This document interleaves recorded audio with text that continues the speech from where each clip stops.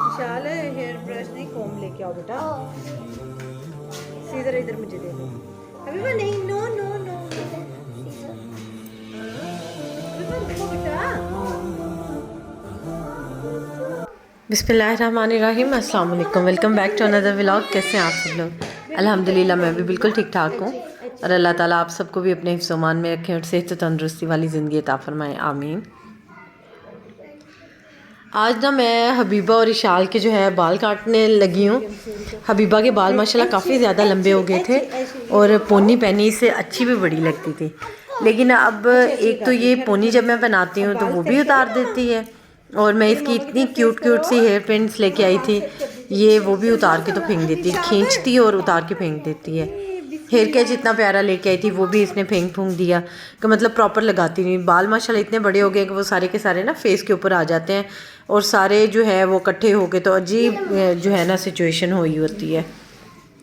और बाकी मेरे अब्बू को बड़े बाल बच्चों के बिल्कुल भी पसंद नहीं है, वो बच्चों को बिल्कुल छोटे छोटे बाल करवा देते हैं। तो ये इसके बाल मैंने बड़ी मुश्किल से अब्बू से बचवा के रखे हुए थे। अब्बू हर रोज़ कहते थे या तो खुद काट दो इसके फेस के आगे से, उन्हें ये नहीं पसंद कि बच्चों की ना आंखों में बाल आए, ये उन्हें बिल्कुल पसंद नहीं। वो कह रहे थे कि या तो तुम इसके बाल काट दो, नहीं तो मैं इसके बाल कटवा लाऊँगा, फिर ना मुझे कहना। तो वो फिर बस अब्बू के साथ भेजने में तो कोई इशू नहीं, लेकिन बाहर आपको पता है कि जब बाल कटवाने बच्चे जाए ना तो जो हैं आदमियों के बाल काटने वाले जो लोग आदमी होते हैं बेसिकली हुजाम जो होता है वो क्या करता है कि बिल्कुल ही बॉय कट कर देता है। तो मैंने कहा अब्बू मेरी बेटी की शक्ल बिल्कुल बॉयज़ की तरह हो जाएगी, रहने दे, मैं इंशाल्लाह घर पे कर लूँगी। तो अब बस ईद गुजरी है तो मैंने कहा चलो जी हबीबा आओ फिर आपके बालों की कटिंग करते हैं। ये ना लास्ट जिस दिन ऑफ था ना उस दिन ये मैंने इन दोनों की कटिंग की है, ट्यूसडे को, बिल्कुल ट्यूसडे को। उसके बाद फिर से वही स्कूल की रूटीन स्टार्ट हो गई है तो काफ़ी ज़्यादा मसरूफियत स्टार्ट हो गई है, इसकी वजह से मैं ब्लॉग भी नहीं अपलोड कर सकी। तो बस आज जो है ना मैंने इसकी एडिटिंग वगैरह करके और वॉइस ओवर करके तो अपलोड जो है ना वो इंशाल्लाह कर दूँगी। उम्मीद यही है कि इंशाल्लाह कर दूँगी। और ये देखें माशाल्लाह इतनी प्यारी इसकी कटिंग हो गई थी। जस्ट मैंने नीट किए थे फ्रंट से और बैक से, जो इसके थे ना लंबे लंबे से बाल अनइक्वल से, बस वो नीट किए थे और माशाल्लाह इतनी प्यारी लगना शुरू हो गई। एक दफ़ा तो इसका जब मैंने फ्रंट से कटिंग हबीबा की स्टार्ट की है ना तो इसको लाइट सी ना सीज़र लग गई थी, तो फिर ये बिल्कुल भी मेरे काबू में नहीं आ रही थी। फिर मैंने इसे बातों में लगा के बिस्मिल्लाह पोइम जो है ये माशाल्लाह बड़ी सुनती है वो लगा के इसे दी, और साथ साथ फिर भी ये नहीं कटिंग नहीं करवा रही थी। तो मैंने फिर बड़ी मुश्किल से खैर कटिंग की, माशाल्लाह अच्छी कटिंग हो गई। और अब विशाल की बारी है। विशाल के माशाल्लाह बाल बहुत बड़े हो गए हैं और वैसे भी विशाल के जो बाल हैं ना ये बहुत ही ज़्यादा शाइनी और स्ट्रेट हैं।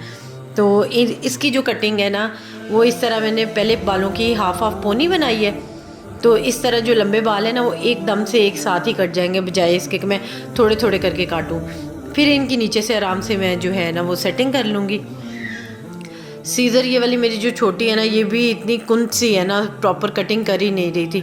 फिर मैंने कपड़ों वाली जो बड़ी सीज़र होती है ना उससे कटिंग प्रॉपर होती तो नहीं, ज़ाहिर बात है बड़ी बहुत होती है, लेकिन ये था कि ये मोटे मोटे जो बड़े बड़े बाल थे ना वो सारे कट गए थे, तो फिर नीटनेस भी मैंने उसी से ही कर ली थी। ये देखें यहाँ तक इसके जो है ना बाल माशाल्लाह हो गए थे, लेकिन फिर सारे बाल जो है ना मैंने इसके इक्वल कर दिए थे। दूसरी तरफ भी मैंने इसी तरह पोनी बना के तो इसकी कटिंग कर दी थी। और अब यहाँ से मैं इसके फ्रंट के और बैक के बालों को ना नीट कर रही हूँ। फ्रंट से इसके बैंग्स थे तो कह रही थी मम्मा मेरे बैंग्स दोबारा से काट दें क्योंकि काफ़ी बड़े हो गए हैं, तो लेकिन मैंने इसके बैंग्स नहीं काटे क्योंकि टीचर्स जो है ना वो परेशान होती हैं, ज़ाहिर बात है बच्चों की आंखों में बाल आ जाते हैं तो फिर उन्हें ये होता है कि आप ना बाल बांध के आएँ। तो मैंने कहा इंशाल्लाह आप ना बैंग्स आपके नहीं काटूंगी, आराम से पिन लग सकती है, वैसे भी अभी पिन लगाने की ज़रूरत भी नहीं, अभी आप खुले भी बाल छोड़ के जाओगे ना तो बाल आपके अच्छे ही लगेंगे। तो बस फिर जो है ना इसके ऐसे ही मैंने नीट कर लिए थे।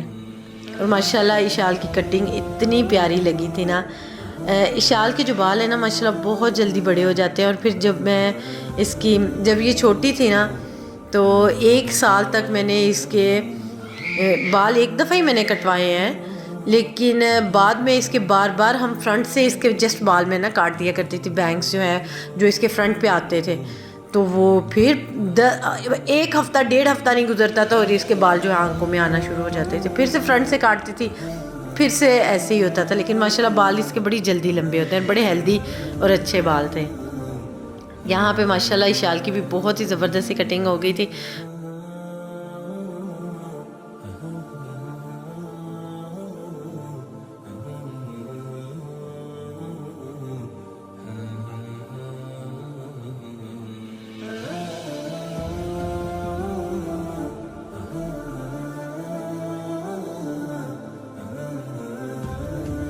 बस फिर ये देखें कितने ढेर सारा जो है वो बालों का लगा हुआ है। और हबीबा माशाल्लाह देखें कितनी क्यूट लग रही। फिर बस जो है यहाँ से बालों को इकट्ठा किया और डस्टबिन में फेंका।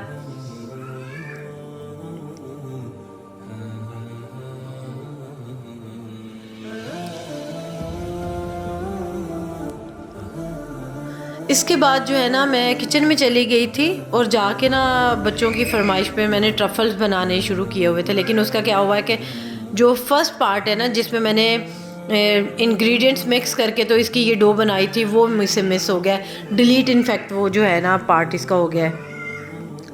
यहाँ पे इसके ट्रफल्स बनाने के लिए ना सबसे पहले मैंने कंडेंस्ड मिल्क लिया था, एक छोटा टिन। उसके अंदर मैंने कोको पाउडर डाला था, कोई जो कोको पाउडर होता है ना मार्केट में मिलता है अच्छी क्वालिटी का, वो उसके अंदर मिक्स किया। और एक उसकी जो है ना हार्ड सी मैंने डो बना ली थी, क्योंकि कंडेंस्ड मिल्क जो होता है वो मीठा होता है, तो किसी किस्म का कुछ भी और स्वीटन ऐड नहीं करनी होती। बाकी आप लोग चाहें तो उसमें थोड़ा सा कोको पाउडर या मैंने कोको पाउडर मिल्क ऐड किया था।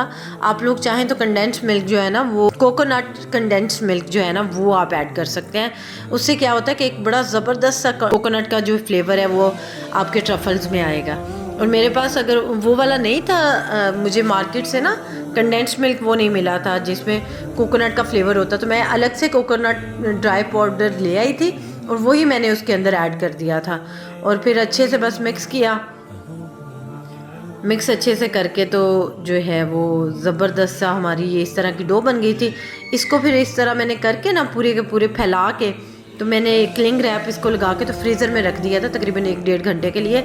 उसके बाद मैं अभी इसकी कटिंग कर रही हूँ। कटिंग करके ना तो इसका जो है ये मैंने पीसेस काट लिए थे, तो फिर इसको जो है गोल गोल शेप देंगे। जो भी आप शेप देना चाहें ट्रफल्स को आप शेप दे सकते हैं। बच्चों को ये बहुत पसंद आते हैं, बड़ों को भी पसंद आते हैं, लेकिन बच्चे जो है ना ये आपको पता है चॉकलेट्स टाइप की जो चीज़ें हैं ये ज़्यादा शौक से खाते हैं। पॉसिबल हुआ तो मैं जो है ना जो कोको पाउडर और कंडेंस्ड मिल्क मैंने यूज़ किया है ना और कोकोनट मिल्क पाउडर, वो उसकी पिक्चर्स जो है ना वो या तो मैं थंबनेल पे लगा दूँगी या फिर इसी में मैं कहीं एडजस्ट वीडियो में कर दूँगी, तो आप वो देख लीजिएगा। अब ये लास्ट पे जो है ना कोको पाउडर जो है या फिर डेजिकेटेड कोकोनट जो होता है, यानी कि कोकोनट का पाउडर या फिर पिसा हुआ खोपरा, उसको ऊपर लगा लें तो उससे भी जो है ना कोकोनट के एक बहुत ही मज़े का फ्लेवर आ जाता है। माशाल्लाह बहुत ही मज़े के जो थे ना ज़बरदस्त से रेडी थे। और ऊपर से कोको पाउडर छिड़क लें जिन पे आपने डेजिकेटेड कोकोनट नहीं लगाया, और ज़बरदस्त से ये ट्रफल्स इंजॉय करें।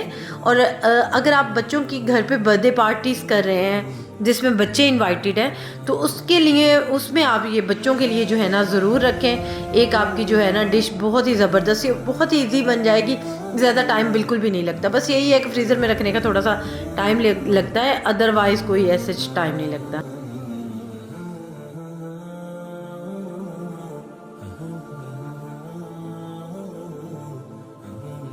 ये सुबह सुबह मैं बाहर जो है ना वॉक के लिए थोड़ी देर के लिए 5 मिनट के लिए निकली थी। बड़ी प्यारी सी परिंदों की आवाज़ें आ रही थी और दिल को सुकून मिल रहा था। बस यही है मेरी आज की वीडियो पसंद आई है तो जल्दी जल्दी से लाइक करें, शेयर करें और कमेंट्स करें। और जो लोग चैनल पर नए हैं चैनल को सब्सक्राइब कर लिया करें। दुआओं में याद रखें। अल्लाह हाफ़िज़।